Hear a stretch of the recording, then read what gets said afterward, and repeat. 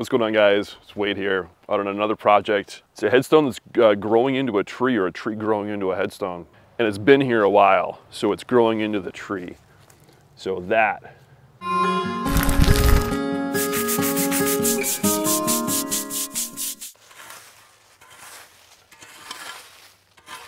First step, I just want to explore what I've got to work with here. We've got a number of different pieces, and of course the tree. There is no specific line here that's designating the row. You can kind of see him weaving a little bit, but it's essentially in this place. So I'm going to see when I pull this out what this tree is going to allow us to work with or not. You can see there's the delamination that goes on here. So it looks like there's also a lower fracture. There may not be anything that we can do to this. What I'm looking for, was hoping for, was something clean. What we're actually being presented with is that, sugaring, and there's no fixing that. That's just too far gone to be able to mate it with any epoxies, so we may have to reset it lower into the keyway, but we'll keep exploring.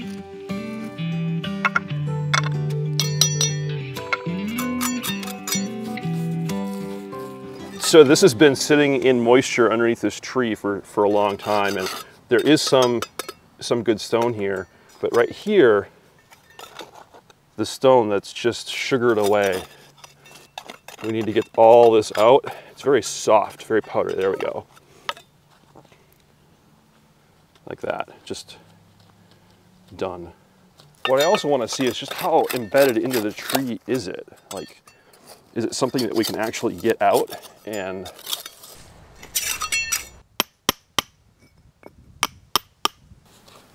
that's essentially junk now.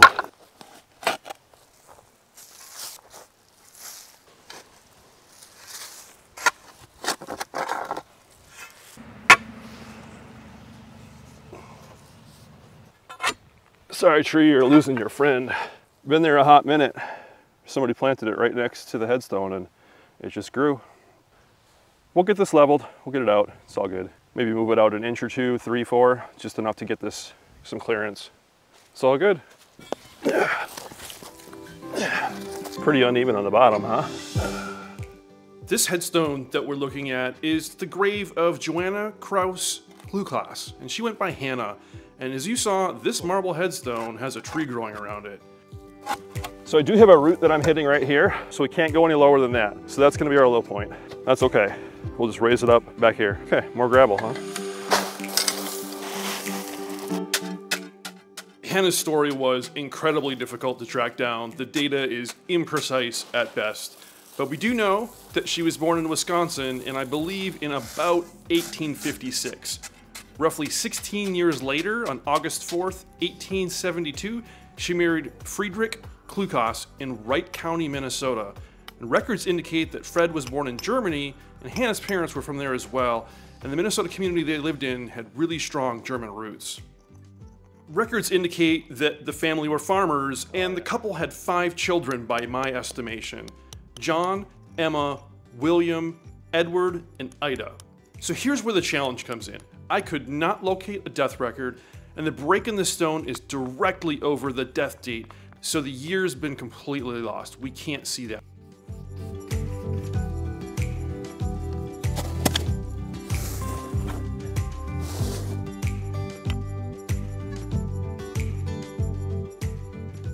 We're just sighting it in, so I want to have this angle, so that's got to come forward, that's got to go back. Oh, that's good. Perfect side to side. Probably off a fair bit here.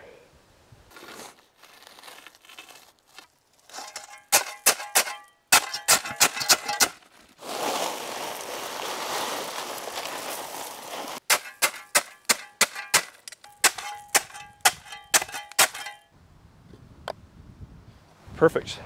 Okay, so the issue that we've got going on with this, I broke this off with my fingers, right? It's sugaring just that bad. So I'm gonna come in here with a chisel. We also have a lot of loss right there. The idea, if I had it with me, would be to take a grinder and just cut this flush. So I'm gonna see just how deteriorated it is with my chisel and take off a little bit, and I'm okay with that. It's just that far gone. Like I said, if I had a grinder, I would just cut this. Because you just can't simply put a piece like this in the ground, repairing because it had fractured right here. So that would be the original depth down there, but it's just so far gone. So this is sort of a best of the options. You can see that without a grinder at hand, I'm using a wire brush, and you can see just how much damage a wire brush can do to a stone if you're not careful with it. And so that's why we often caution people to not use wire brushes or power tools. You gotta be very careful about it and know what you're doing. Here, I'm okay with that. I'm working on getting this level and also cleaning up these mating surfaces, but you can tell just how much work we've got to do here. So on the stone, because we've lost the date, but what can we see? Well, we do actually see February 7th on the stone, and it's below what I believe to be the inscription, which would be common for that era, which lists the years, months, and days that the person lived. I see a 28 for the number of years lived, and a bit of math tells us that by estimating her birth date, we can tell that the death date would be about 1884 or 1885, but the birth year being estimated is a little fuzzy for us.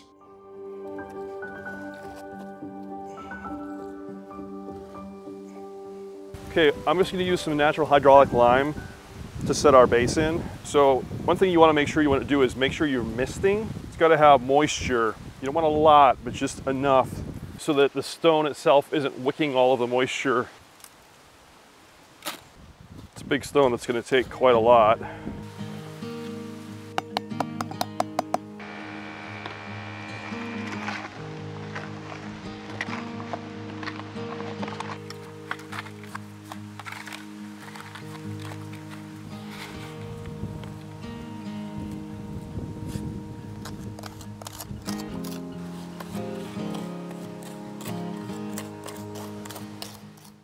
So if we're using an estimated birth date and we don't have complete death date or the number of years, months, days lived, what else can we use? Well, we do have an 1885 state census in which she was listed as being alive with her husband and children. There's one clue. Then we have yet another clue from an unrelated headstone next to hers, and you've seen it in some of the shots here, and it was placed in 1886. And in this cemetery, during this era, people were buried sequentially, and that they didn't have a plot purchased in advance. They were, in this section, buried in the order that they died, and as such, I believe that we conclude the year of her death being 1885.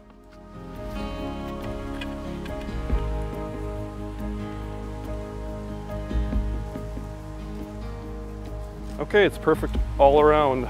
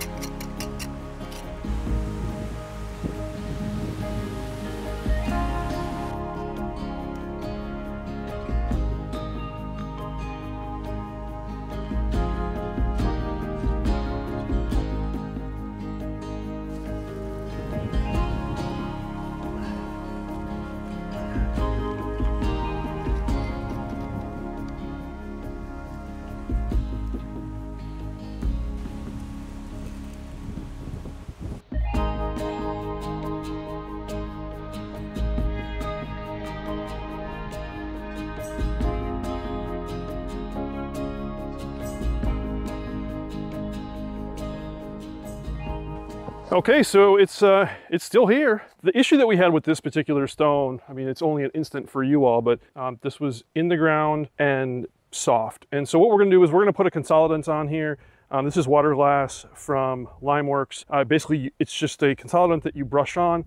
You can put multiple coats on. I'm gonna put one coat on and we'll leave it from here. So that'll help it strengthen. The technical term I'm not sure of, but I think of it as sort of remineralizing the stone. So what happens is, as it ages, it loses some of the mineral binders in the stone. And so we're gonna add some of that back. This can be tricky, There's lots of reasons not to use it. There's some reasons to use it. We're going to use it. This stone, unfortunately, doesn't have tons of life left in it. It's still here. The issue is going to be when this tree goes. That's going to be its next hurdle. It's fine here, but when this tree goes, it's so close to the tree that unless the folks that are here take it down proactively and are really careful, this tree is just inches away, and so it's going to take this out at some point in time when it comes. The branches above it aren't massive, but they're still big enough, and there's some of them that are dead, and so I imagine that this could, get a branch to it, and it's already fragile, and so that's probably what will take this out. At that point in time, I wouldn't stand this back up. What I would do is I would probably put a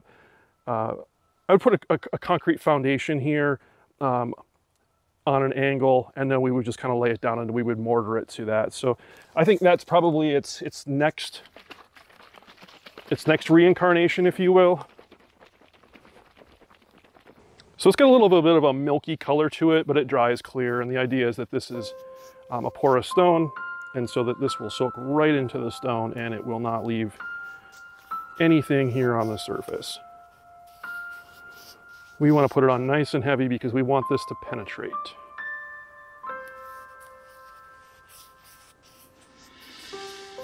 You could use a paintbrush, you could use a roller, anything along those lines would work just fine for this. The one thing that you do need is you do need a clean stone, and so it has to be dry and clean. So we cleaned this last fall. Yes, it's not perfect, but this stone is not local to me. So when I travel in the area, this is when we've been working on it.